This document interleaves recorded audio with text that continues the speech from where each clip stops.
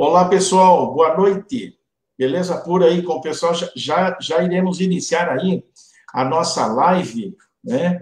A nossa live que hoje vamos falar aí com o jornalista Neylor Toscan, diretamente do Rio de Janeiro. Enquanto isso, a nossa secretária está compartilhando a live. Nós vamos ver aqui como é que fica, legal. A gente pode iniciar já, então. Nós estamos, então, iniciando mais um programa, O Ponto da Política. Eu sou o Chicão Somavila, editor deste programa, que é realizado da cidade de Pinhais, no estado do Paraná, para o Brasil e para o mundo. Hoje, quarta-feira, 25 de novembro de 2020, são exatamente 19 horas e 30 minutos. Na pauta, vamos fazer uma análise do primeiro turno das eleições do Rio de Janeiro e segundo turno, Eduardo Paes, do DEM, e Marcelo Crivella, do Republicanos, também. Esse segundo turno será analisado pelo convidado, né? E eu sempre digo que o espaço é aberto e democrático. Você pode participar com perguntas, observações, críticas ou sugestões. E críticas, desde que sejam críticas civilizadas. Como eu sempre digo que no meu canal, críticas civilizadas não importa a ideologia política, não importa, críticas civilizadas. Agora, essas críticas horrorosas, essas críticas cheias de veneno, cheias de, enfim, de impropérios, sinceramente, eu deleto e bloqueio o cidadão. Eu acho assim, porque a gente tem que aprender a discutir política, não é porque a pessoa pensa diferente da gente, ou eu penso diferente, ou o convidado pensa diferente dos outros, que vamos aí, ou o convidado vai merecer impropérios, etc. e tal, né? Então, a gente respeita as opiniões contrárias. E na conexão de hoje, para este bate-papo diretamente do Rio de Janeiro, está Neylor Toscan. Ele é graduado em jornalismo pela Universidade Federal do Paraná, é graduado em Direito pela Universidade do Rio de Janeiro, a Universidade do Rio de Janeiro, pós-graduado em Comunicação e Imagem pela PUC Rio de Janeiro e em Jornalismo Diário pela Universidade do Rio de Janeiro. Neylor foi assessor de imprensa da presidência do Banco do Brasil, atuou como jornalista nas áreas de política e economia e foi estrategista político na agência MPM do Nizam Guanais, que é um dos maiores publicitários do Brasil, um dos maiores e mais respeitados publicitários do Brasil. Coordenou diversas campanhas políticas e é consultor político e de marketing de empresas. Atualmente é CEO do grupo Login Brasil e da agência Via Corporativa. Boa noite, Neylor Toscan. Agradeço muito você ter aceitado o convite. Tudo bem com você? Tudo legal aí? Boa noite, Chicão. É um prazer conversar contigo e com as pessoas que acompanham o seu canal nas redes sociais. E também é imensamente gratificante falar para as pessoas de Curitiba, cidade Pinhais, né, que fica na Grande Curitiba, uma cidade onde eu passei mais de 10 anos da minha vida, onde me formei, onde comecei minha vida profissional.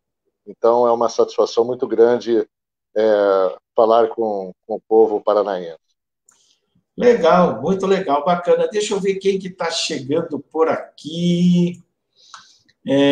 Tânia Pastorello, lá de Foz do Iguaçu, a Tânia Pastorello. Boa noite, Chico. Boa noite, Tânia. Obrigado por estar conosco aí. Wilson Ribeiro, o Wilson do Carrinho. O Wilson do Carrinho, ele está promovendo aqui, todo ano ele faz o Papai Noel para as crianças carentes e tal, e ele está pedindo também aí um apoio. Nós vamos fazer uma live com ele a semana que vem, para ele dar o endereço, isso, né, do que precisa, ele é catador de recicláveis e vive disso, trabalha com isso e ajuda ainda as crianças carentes. Parabéns para você, Wilson Ribeiro. E está aqui também o nosso amigo Álvaro Giovenardi. Boa noite, Chicão e Neylor. Um forte abraço. Está dando aí para a gente, Neylor. Para ele também.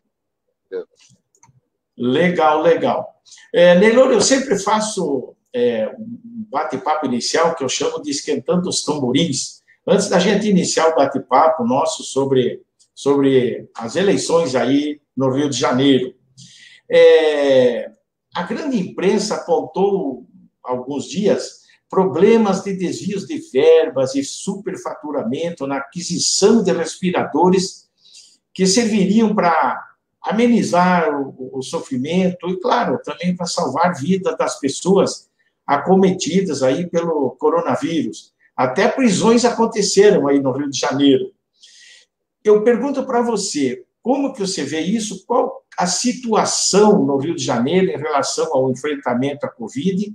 E quais as ações que você pode ter observado, que você observa aí, que estão sendo tomadas pelos governos federal, estadual e municipal, e qual a receptividade da população em relação a essas ações, se estiverem acontecendo?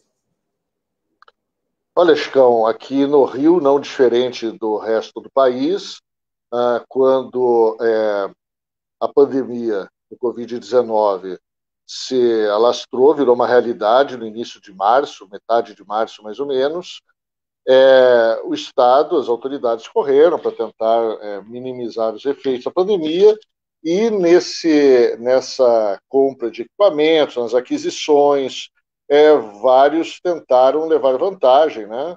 E ocorreu assim. Aqui no Rio de Janeiro foi muito especialmente dramática a situação de que, ao mesmo tempo em que não havia os equipamentos necessários na rede municipal, estadual e federal para atender a demanda de doentes, houve um superfaturamento, desvio de dinheiro público, atraso na entrega, equipamentos que atrasaram e outros que nem chegaram, equipamentos que não eram compatíveis com as necessidades.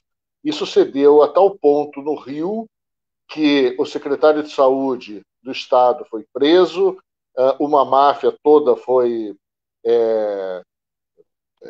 apareceu, né, dessas investigações, e culminou com o afastamento do governador, Wilson Witzel, que perdeu a sua função, ainda está sendo julgado, mas já afastado do cargo, já retirado, inclusive, do palácio, onde é a residência oficial do governo do Estado, e Witzel hoje... ele já foi enxotado? Ele já foi retirado da residência oficial? Porque o governador do Rio tinha algumas vontades um pouco... ele fez uma faixa de governador, coisa que não existe aqui, para receber o cargo, na transmissão de cargo. Ele tinha umas vaidades muito especiais.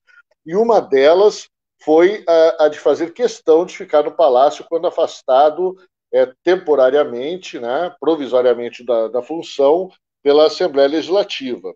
Só que aí houve uma ação no sentido de afastá-lo, de tirá-lo da residência oficial. E ele foi obrigado a deixar a residência cerca de 15 dias. Só que o vice-governador também está, a princípio, envolvido com algumas irregularidades, também está sendo investigado, também já foi denunciado, e é provável que haja ainda algumas consequências, não sei se de afastamento, não, né, isso, o curso do processo é que vai determinar, mas ele também corre sérios riscos de vir a ser afastado. Então, o Rio de Janeiro teve as consequências aqui foram muito dramáticas do desvio de recursos na área de saúde, né, no momento de pandemia, o que ainda deixa as pessoas mais entristecidas ainda, né, porque a par da corrupção há ainda o fato de que o desvio de dinheiro acaba prejudicando a população ainda mais, matando pessoas, sendo responsável pela morte de muitas pessoas, com certeza, né? Sem Então, dúvidas. essa é a situação daqui. Agora, a pandemia tinha dado uma arrefecida, mas voltou a ter um avanço nos números. Hoje, novamente, as unidades estão já com lotação quase esgotada, hospitais já têm problema no atendimento, e hospitais que foram construídos e chegaram a ser hospitais de campanha, que foram construídos, por exemplo, no Leblon, que é um bairro nobre aqui do Rio de Janeiro, a iniciativa privada fez um hospital de campanha com mais de 100 leitos de UTI, e esse hospital havia sido desativado, desmontado já.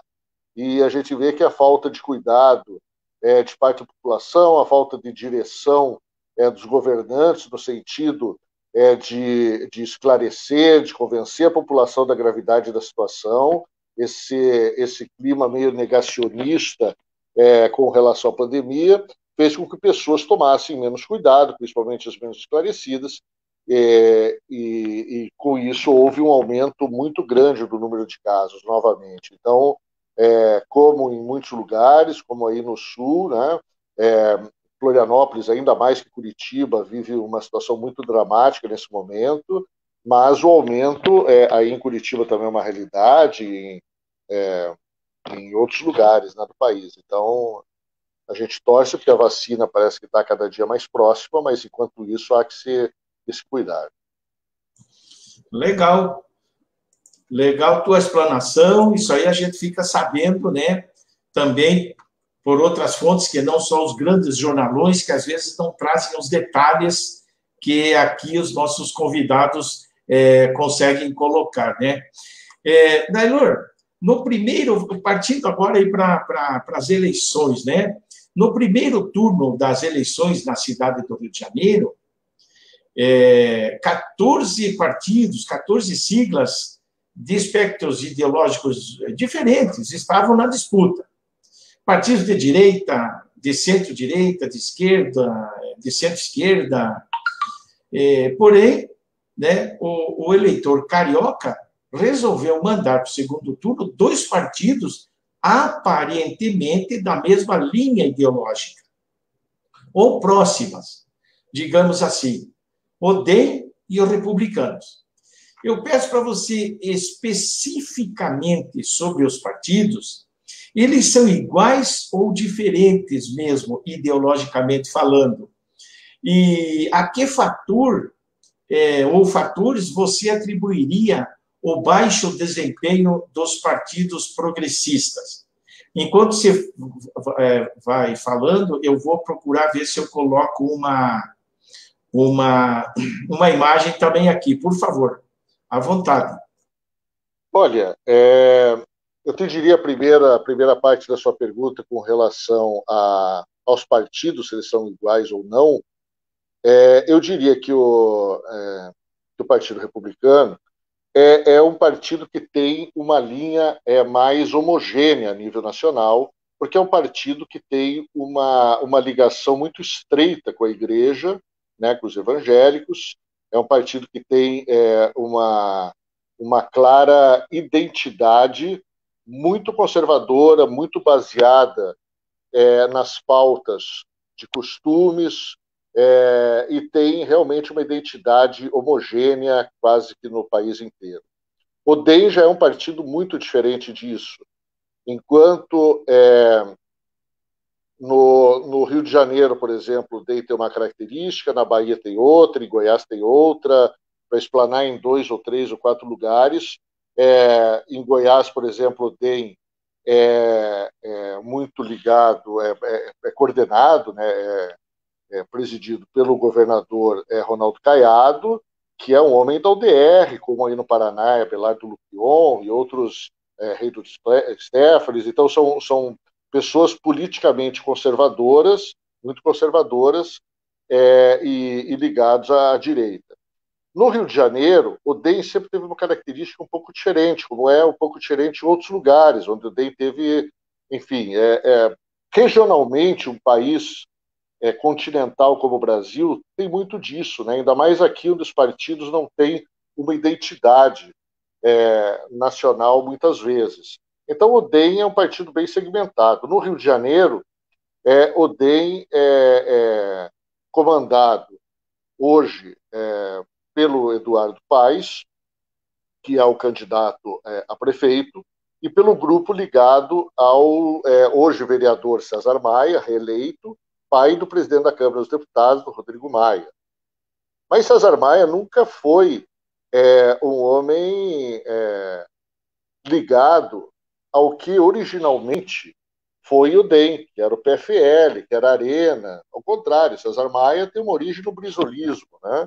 É um economista, foi exilado político, viveu no Chile muitos anos. Rodrigo Maia, inclusive, nasceu no Chile, né? É brasileiro natural, porque a Constituição se permite, mas nasceu, inclusive, no Chile. E na época que o pai dele era exilado. Então, o César Maia tem uma história política que não é a mesma história política de Antônio Carlos Magalhães, Adudem, de Marco Maciel, desses nomes que deram origem a Agripino Maia e tantos outros políticos que são realmente a base do DEM no comando nacional da sigla já há muitos anos, né? Jorge Bonhoeffer, aí na vizinha Santa Catarina, e por aí vai. Então, o Rio de Janeiro tem uma força política que, por uma questão de espaço aqui no Estado, acabou estando no DEM. E no caso da Prefeitura do Rio, precisa ficar claro que antes do Crivella, durante 4 gestões, César Maia, 2 vezes prefeito do Rio, na verdade, durante 5 gestões, porque o César foi 2, depois foi outra vez, nesse meio tempo, entre as gestões do César, o prefeito do Rio foi Luiz Paulo Conde, já falecido, mas que era o vice-prefeito do César Maia, um urbanista que não teve o peso do Jaime Lerner, mas que tinha um padrão muito parecido de reconhecimento nacional e internacional. Né? O Lerner é mais destacado que ele, mas ele também foi um urbanista e arquiteto muito conhecido, e também ligado ao grupo César Maia. E depois o Eduardo Paes, que era do grupo César Maia, começou a carreira política dele como subprefeito aqui no Rio de Janeiro, na Barra da Tijuca, Recreio dos Bandeirantes, que são 2 bairros importantes aqui da zona oeste do Rio. E a partir desse momento ele acabou conseguindo ter uma posição importante, foi vereador, se filiou ao PSDB, então o Eduardo Paes sempre caminhou por vários partidos, foi do MDB, enfim, ele tem uma presença nacional, é jovem, se expressa muito bem, é simpático, então ele tem um viés assim, bastante diferente do que era até o César Maia, que era uma pessoa mais traída, como o Rodrigo também enfim. E o Eduardo Paes foi prefeito, e foi prefeito numa época muito boa de ser prefeito no Rio, porque foi a época da Copa do Mundo e das Olimpíadas. Então, muitos investimentos privados e públicos se concentraram no Rio de Janeiro, né? Na Copa do Mundo também, mas muito especialmente nas Olimpíadas, que teve a cidade mesmo como sede de quase todas as competições. E ele conseguiu, com isso, uma série de obras, um destaque muito grande, e ele tem um trânsito muito interessante. Então, se formos analisar os últimos 6 mandatos, só o Crivella furou essa estrutura do grupo do César Maia aqui no Rio, que não é um grupo do DEM, embora seja DEM. É um grupo César Maia, partido César Maia aqui. Então, ele é uma figura pública muito expressiva, né, que conseguiu se perpetuar aí nesse tempo todo. O filho dele o Rodrigo, é um político muito hábil, né, não tem muito carisma, não é popular, mas ele consegue articular muito bem e ter uma respeitabilidade dentro dos quadros políticos muito grande, tanto é que galgou uma das principais posições do país, que é a Câmara dos Deputados, né? Então, o quadro político aqui se deu dessa forma. O Crivella, é bom se ressaltar, quase não foi para o segundo turno, né? Ficou até a última hora, porque o governo dele foi um governo de muito de baixo apoio, né?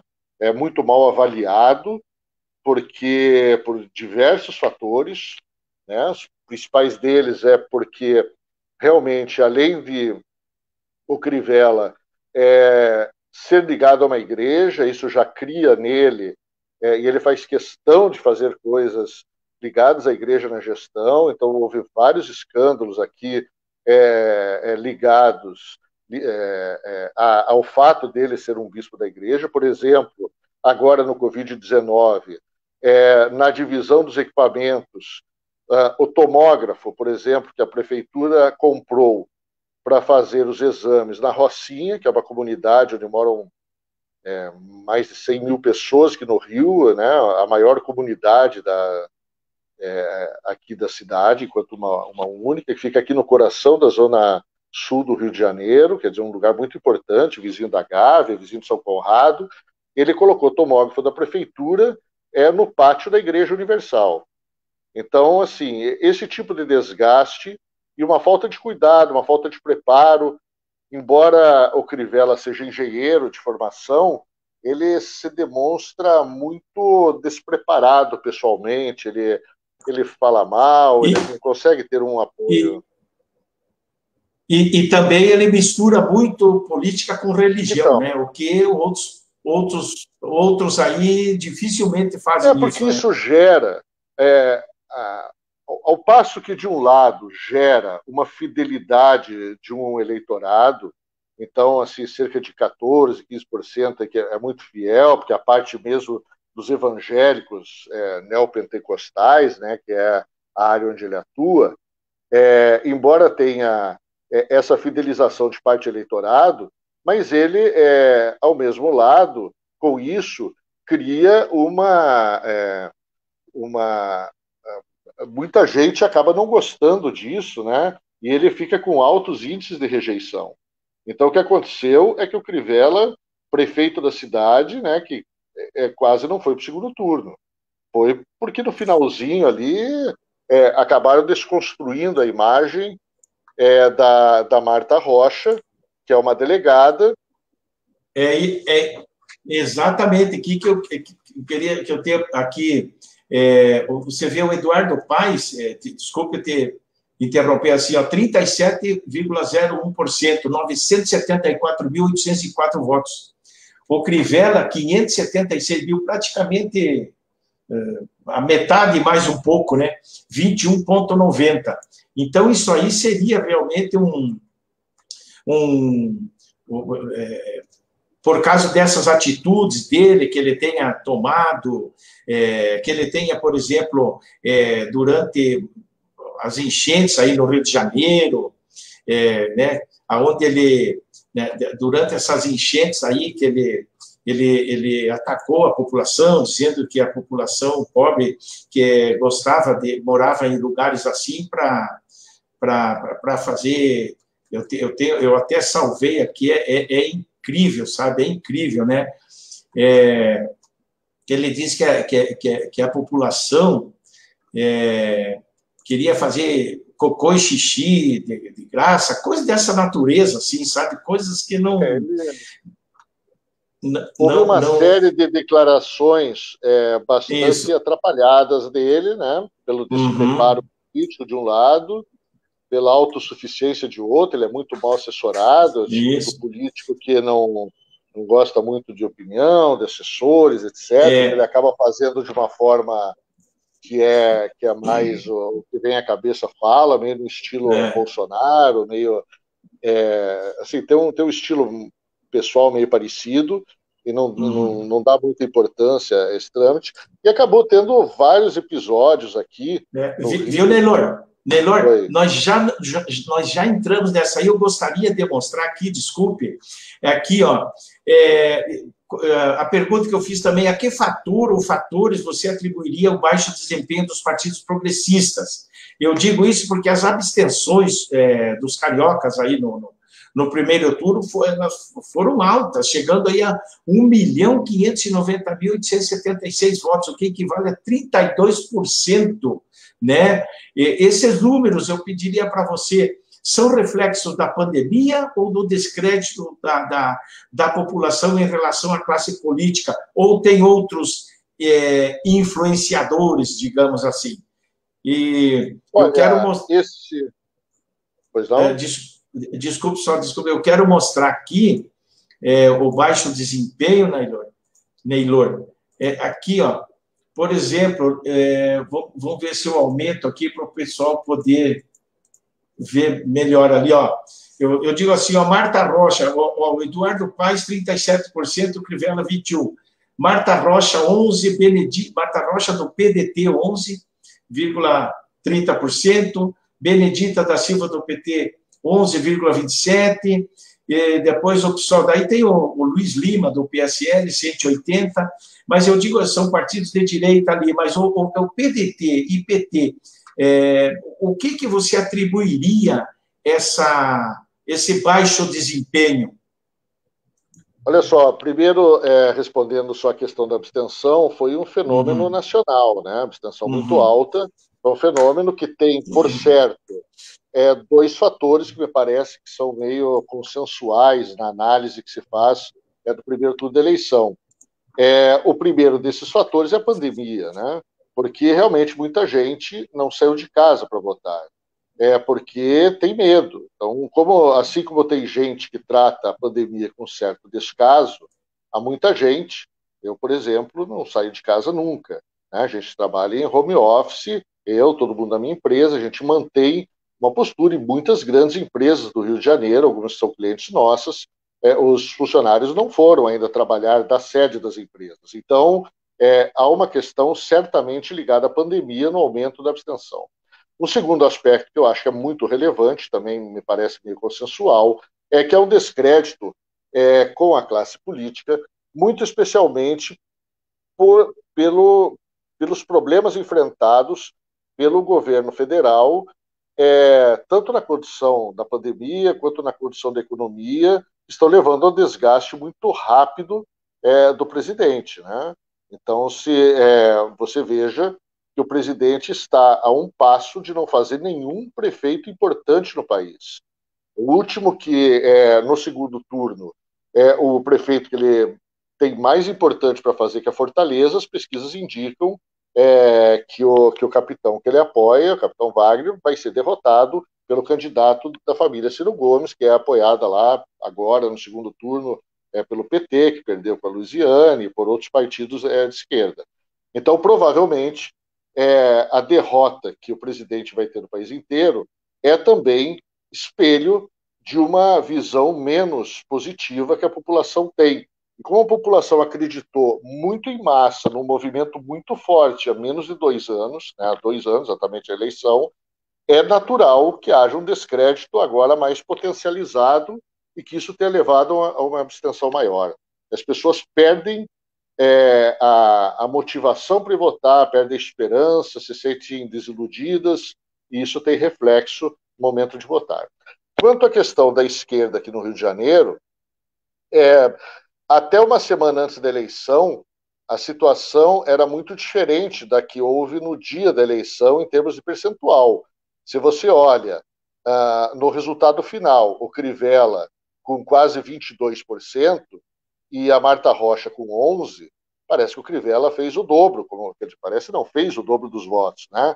Mas, há uma semana antes da eleição, as pesquisas estavam muito emparelhadas entre 3 candidatos para o segundo turno: Crivella, a deputada Marta Rocha e a Benedita, a deputada federal, hoje Benedita da Silva.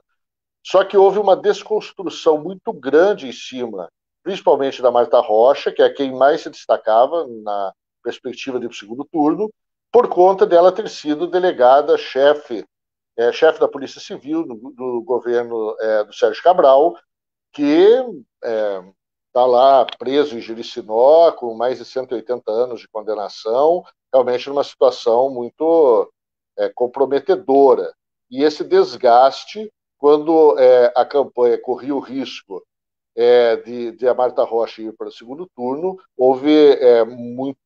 se bateu muito pesado nela na campanha do Crivella, acabou que desconstruindo ela ficou meio sem opção. Mas a Marta Rocha é uma pessoa de centro, para centro-esquerda, levemente, veio do PSB, enfim, está no PDT hoje, que é o partido brisolista, né? Mas, assim, não é uma pessoa de esquerda. A Benedita da Silva é muito conhecida, foi ministra, senadora, primeira senadora negra, primeira senadora do Rio de Janeiro, enfim, ela tem uma história de vida, já tem quase 80 anos de idade, acho que tem 77 ou 78, isso também, eu acho que atrapalha um pouco nas pessoas, né, ao buscar um prefeito. O pessoal aqui... Ela foi governadora, a Benedita foi governadora do Rio também ou não? Ela foi governadora, mas ela foi governadora, ela não foi eleita, ela era vice do Garotinho. Quando o Garotinho foi ser candidato a presidente da República, ela assumiu por 6 meses como governadora do Rio de Janeiro. Mas ela não ganhou uma eleição para governadora, ela foi senadora, né, e vice do Garotinho. Então você veja que se na Prefeitura do Rio a gente tem um histórico de pessoas mais conservadoras, no governo do Estado do Rio era um pouco diferente, porque se você pegar os governos, desde Brizola, depois Nilo Batista, que é um expoente da esquerda, um cara importante, como foi Darcy Ribeiro, né? Marcelo Alencar, que foi do PSDB, mas que também teve origem, quando foi governador foi do PSDB, mas ele teve origem também no brizolismo, era um quadro muito relevante no país, né? Um grande quadro. Aí Saturnino Braga também, né? Mas Saturnino foi só prefeito. Ele foi antes do César Maia, teve o Marcelo Alencar, e antes do Marcelo Alencar teve o Saturnino, lá em 85, naquela que foi a primeira eleição direta para prefeitos em capitais.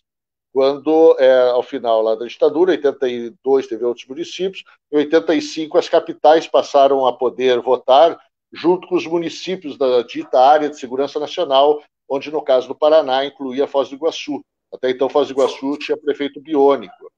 Então em 85 começou isso. E os prefeitos de capital em 85, onde em Curitiba foi eleito o Requião, aqui no Rio foi eleito o Saturnino.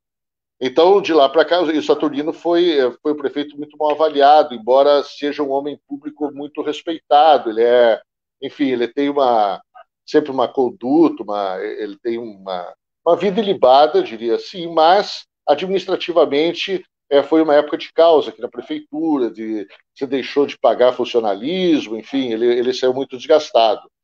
Mas aqui no governo do estado, depois do Brizola, o Nilo, o Marcelo Alencar foi governador, aí vem Garotinho, Bené, a Rosinha, e depois uma fase do Sérgio Cabral, 2 mandatos, e depois do Pezão, que era o vice do Sérgio Cabral.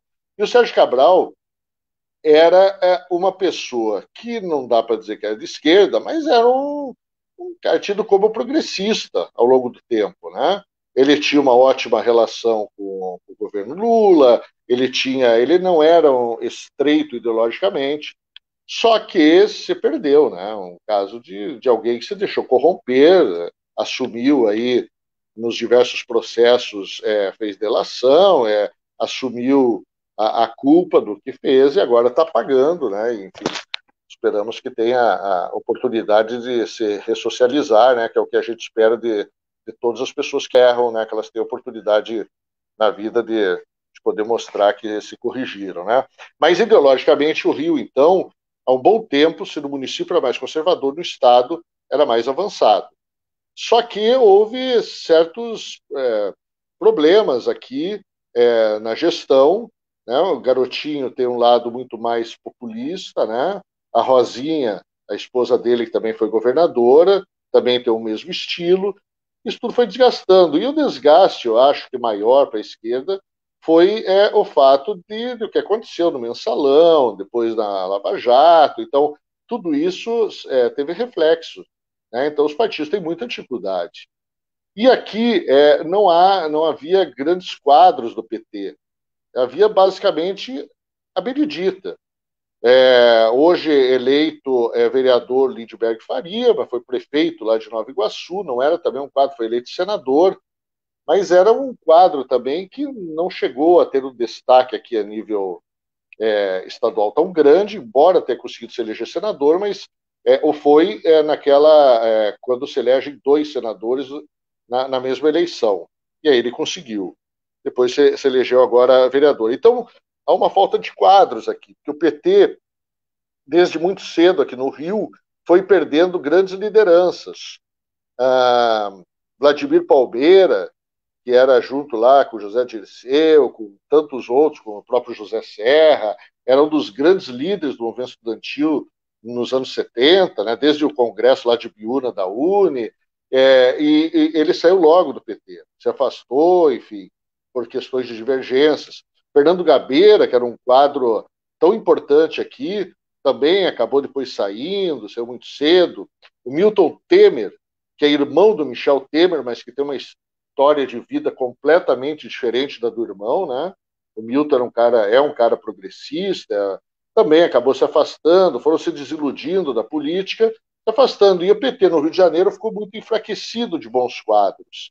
Isso se refletiu, tanto é que a Benedita, com quase 80 anos de idade, é a única opção que o PT tinha aqui para fazer minimamente bonito na eleição, para conseguir puxar uma chapa de vereadores, né? E você veja, o PSOL aqui no Rio de Janeiro elegeu 7 vereadores, o PT elegeu só 3. Você veja que é uma diferença muito grande, né? Aqui, é esse quadro que eu ia mostrar agora, se veja só. Tem 51 vereadores, a Câmara do Rio de Janeiro é composta por 51 cadeiras, né?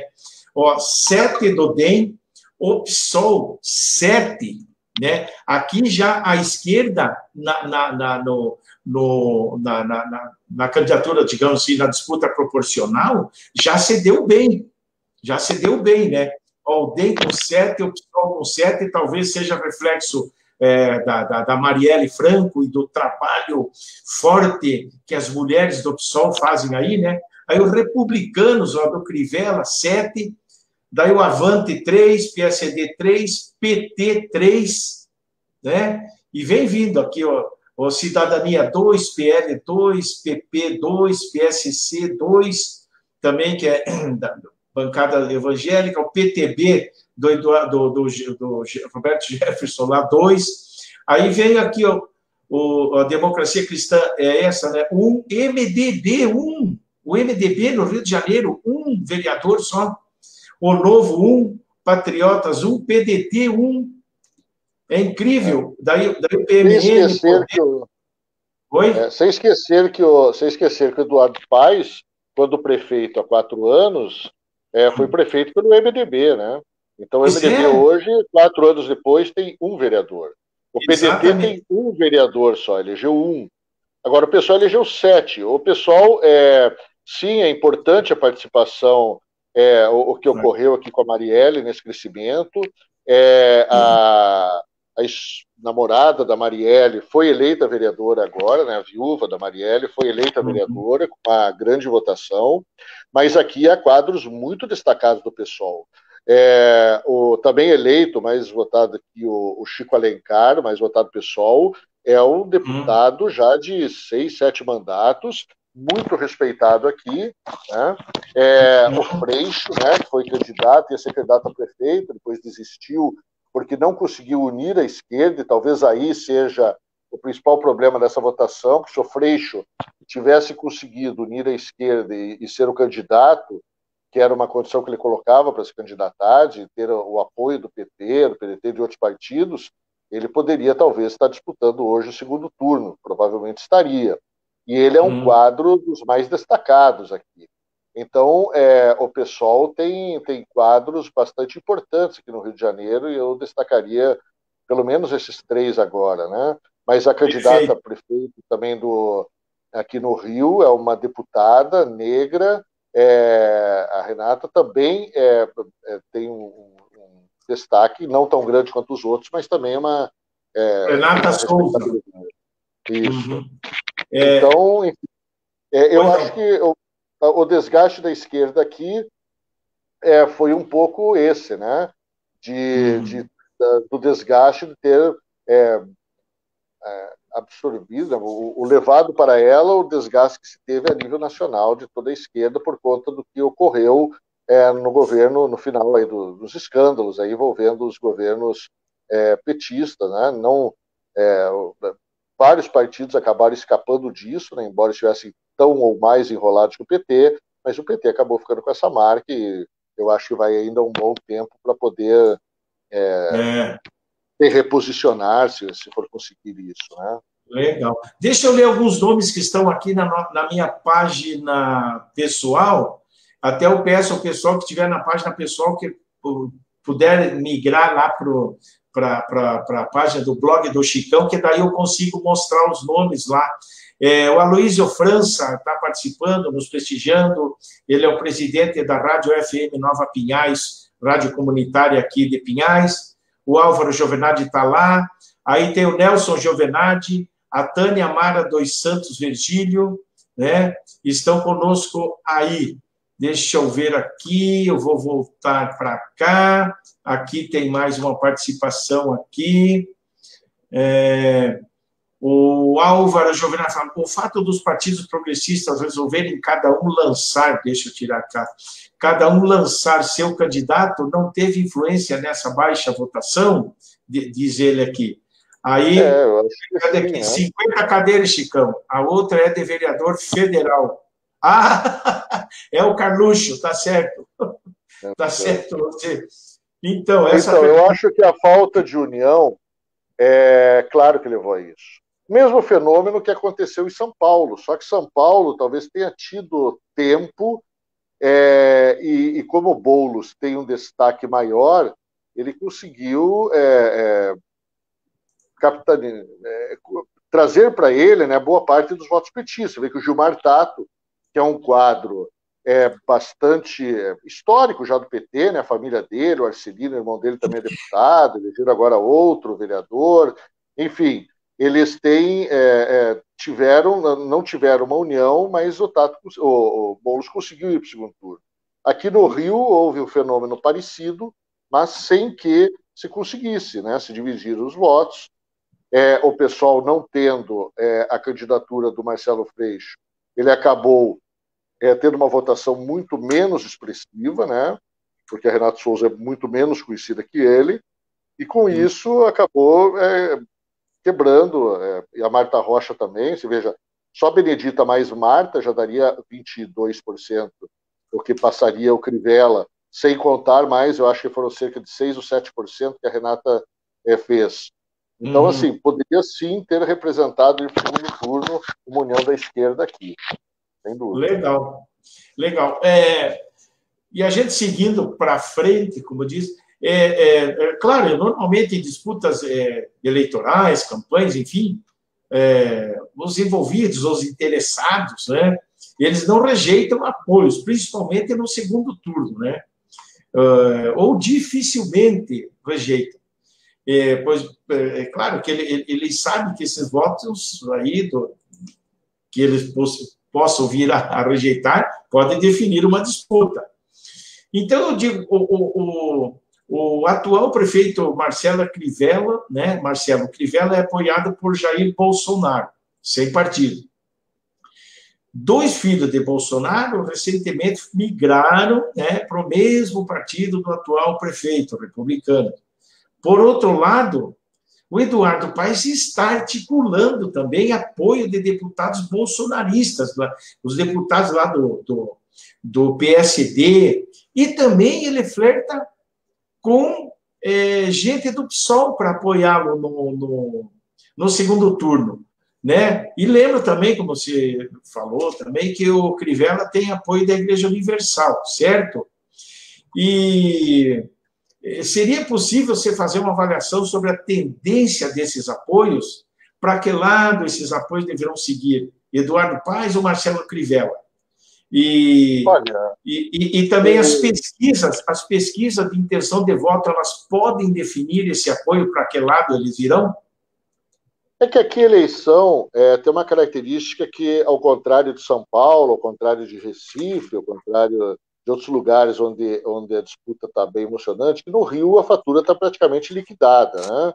Uhum. O Eduardo Paes, aliás, saiu uma pesquisa Ibope agora, 30, 40 minutos atrás, Eduardo Paes Uhum. com 65 e o Crivella com 35. Então, 65 a 35. oi? 65 a 35, é? Isso, considerado só os votos válidos, 65 a 35, que é o que vale, né? Na verdade,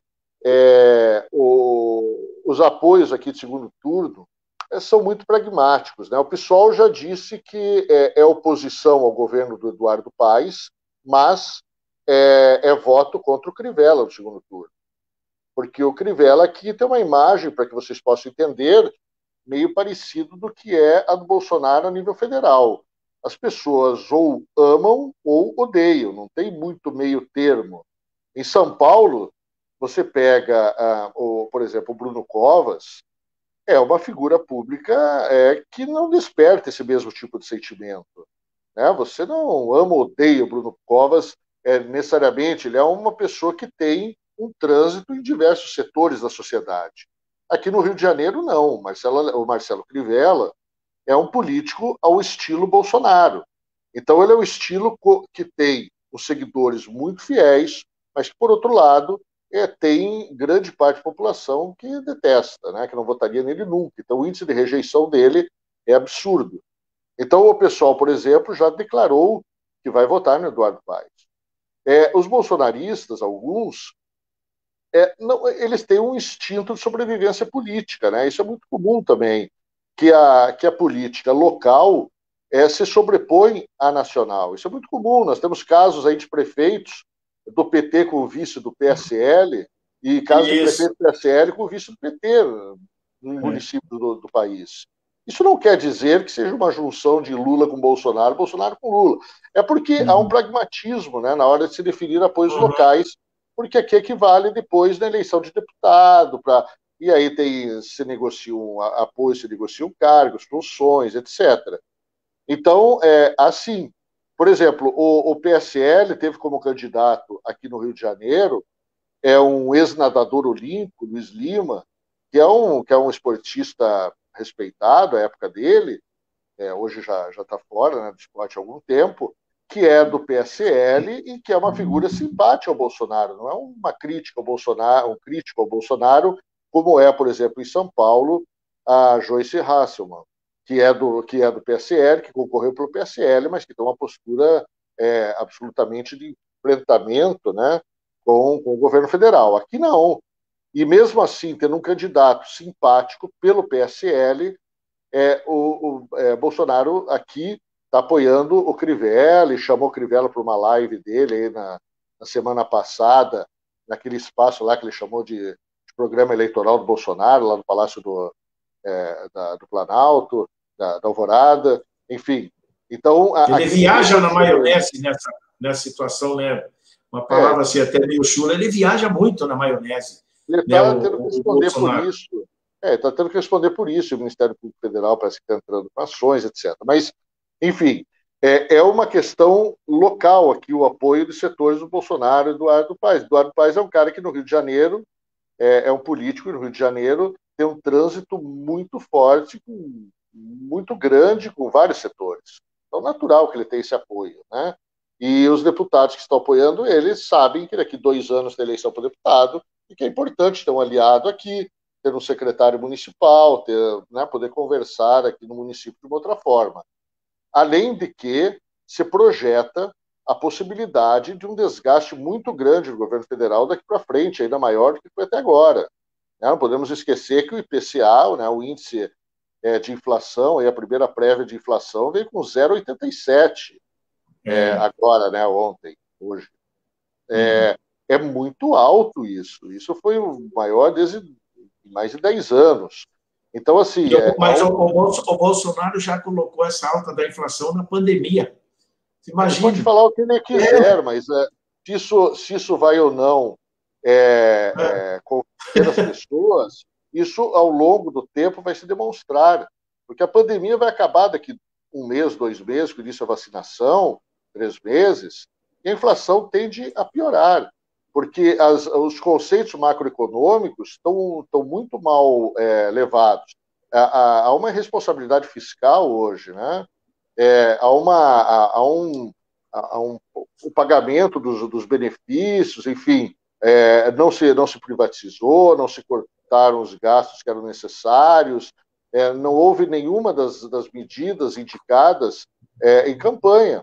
Paulo Guedes acabou se transformando num ministro falastrão, porque ele não conseguiu levar a agenda dele. E por que não conseguiu? Porque não é uma agenda do Bolsonaro. Bolsonaro nunca foi alguém que quisesse privatizar, que quisesse... Em 30 anos de parlamento, ele sempre foi contrário a essas pautas na Câmara. Os votos dele são corporativistas. Ele é militar, ele não deixou a reforma da Previdência atingir os militares. Enfim, a agenda do Bolsonaro não é uma agenda liberal do ponto de vista econômico. Isso tudo vai, daqui para frente, gerar reflexos na economia.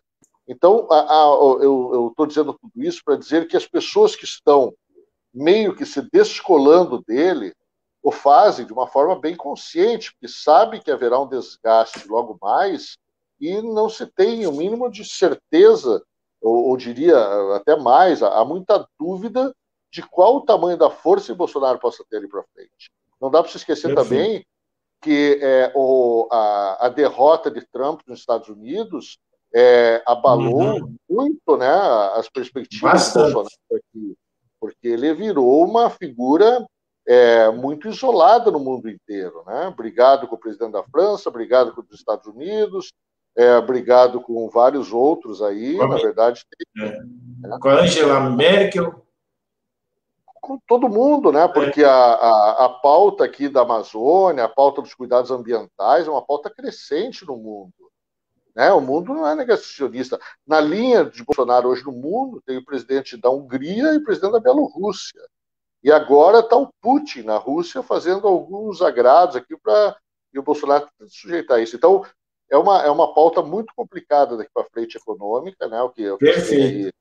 E eu acho que isso já um afastamento de alguns políticos. Por isso, acho que há também houve isso nas eleições municipais. Legal. Deixa eu ver aqui, nós estamos quase 1 hora de programa, tá legal. Deixa eu ver aqui. Adriano Alves, olha, estamos sendo vistos e ouvidos lá em Pernambuco, lá em Joaquim Nambuco, Adriano Alves, né? Boa noite, meu amigo Chicão, e boa noite ao entrevistado Neylor.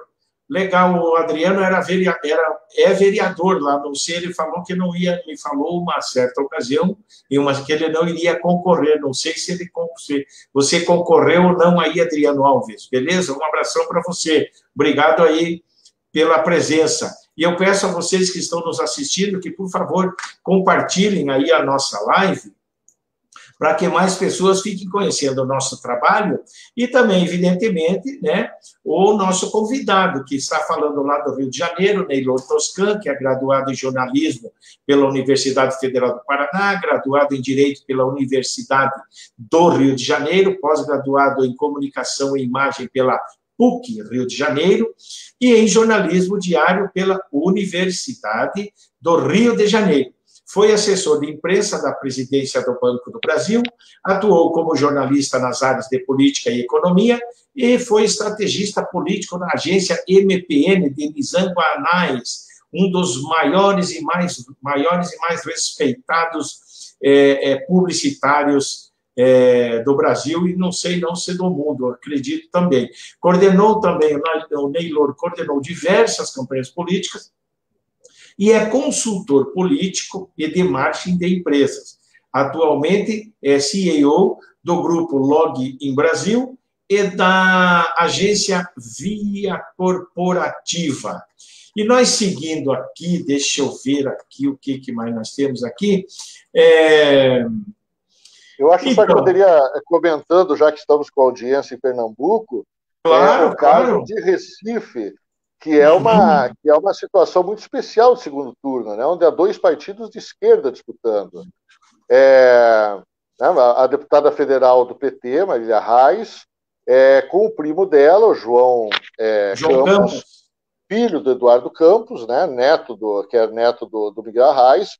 Enfim, deixando de fora da disputa quadros importantes, como o deputado federal Mendonça Filho, que é um próximo do DEM, né? É um O dos nomes mais Mendoncinha. importantes do DEM nacionalmente, foi ministro da Educação, é um quadro bem importante.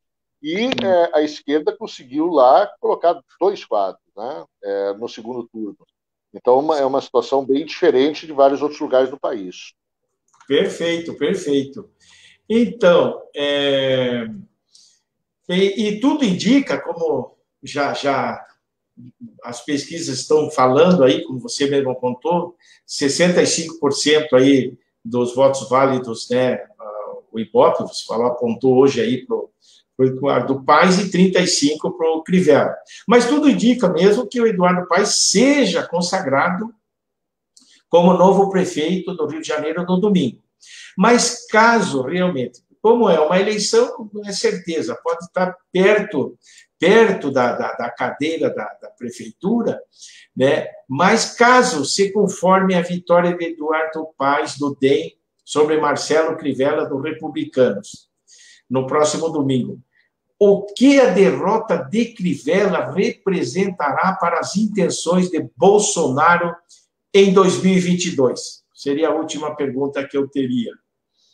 Olha, eu acho que a derrota muito forte que o Crivella deve ter aqui, estamos a 4 dias das eleições, né?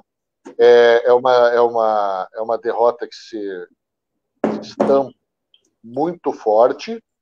Não dá para se esquecer que em São Paulo, a derrota do Celso Russomano, a quem o Bolsonaro também fez campanha, chamou para lives, investiu, fez apoio, etc. Foi uma derrota, foi um candidato que derreteu, né, na reta final, ficando empatado com candidatos até então quase nanicos, né? Então, enfim, a derrota do Bolsonaro em quase todo o país nas eleições, né? Ele não tem um quadro, como eu comentei lá no início, ele tinha uma esperança em Fortaleza, o capitão Wagner, que, ao que tudo indica, vai ser derrotado pelo candidato dos irmãos Gomes, né? Hoje apoiado também pelo resto da esquerda e por partidos de centro, por vários setores lá. O capitão Wagner é um quadro isolado, foi o líder das manifestações dos policiais lá, enfim, é um quadro bem isolado, politicamente falando. Então, assim, Bolsonaro está perdendo em todo o país, né, nas principais cidades do país inteiro.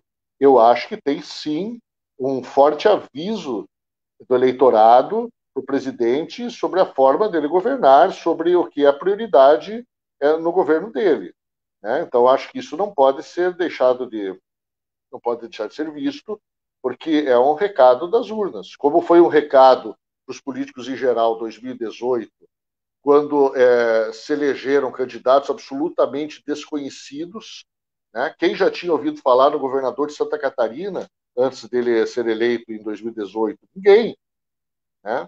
Eu, aliás, agora não lembro o nome dele.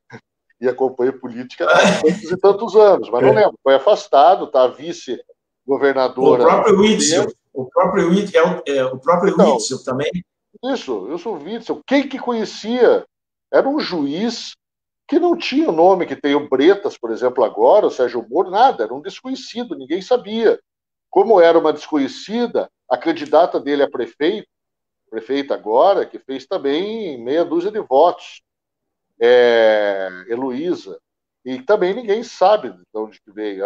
Quer dizer, é uma juíza também, mas assim, que sem nenhuma expressão política, sem nenhuma participação nunca na sociedade civil organizada até então. Porque há quadros que vêm da sociedade civil organizada, vêm da OAB, vêm de outros lugares e se destacam, né? Então, acho que, enfim, respondendo sua pergunta objetivamente, acho que é um recado muito forte das urnas no sentido de uma rejeição ao que o presidente tem feito até agora. Ainda há tempo de mudar, faltam 2 anos, mas conhecendo o estilo dele, eu tenho sérias dúvidas se ele vai por um outro caminho, né? Então, acho que isso é que representa a derrota em todas ou praticamente todas as maiores cidades do Brasil. Perfeito. Quero também informar o pessoal aqui, né, que a nossa amiga Salete Maite Heleno, é professora da rede estadual aqui do estado do Paraná, ela é de Curitiba, também está nos prestigiando aí. Neylor, chegamos ao final do nosso programa, estamos com 1 hora de programa, foi muito gostoso, muito legal mesmo falar com você, aprendemos bastante coisas, foi muito esclarecedor. Eu deixo aqui os minutos para você fazer aí as suas considerações finais. Olha, queria agradecer o convite, em primeiro lugar, Chicão, dizer para você que é um prazer conversar contigo e com todos os seguidores do seu blog, nas redes sociais, um prazer falar com o pessoal de Curitiba, né, da região de Pinhais, de São José dos Pinhais, Colombo, toda a região aí que eu conheço bem, e torcer, né, torcer para que a pandemia acabe logo, que esse negacionismo que hoje influencia até mesmo na aceitação das pessoas pela vacina, por mais incrível que pareça, né, e que a política, cada vez mais, a gente consiga fazer a democracia brasileira ser mais forte, né? As eleições ajudam para isso, o debate aberto, a postura de pessoas como você, que abrem espaços importantes para que as pessoas possam discutir, analisar o quadro político, as ideias. Eu vejo no seu blog a participação de sociólogos, antropólogos, professores, economistas. Então, tudo isso é muito importante. E que bom poder ter dado alguma contribuição. Um forte abraço para você e para todos. Valeu. Eu agradeço a todos vocês que estiveram conosco agora e vocês que acabaram de assistir também, depois que eu subir para o YouTube, eu vou subir para o YouTube isso aqui, e então já estou agradecendo de antemão vocês que assistiram esta live também, depois dela subir para o YouTube, né? E aqueles que estão presencialmente aqui nos prestigiando, um grande abraço a todos. Neylor, foi uma satisfação imensa. Um grande abraço para você e até uma próxima vez.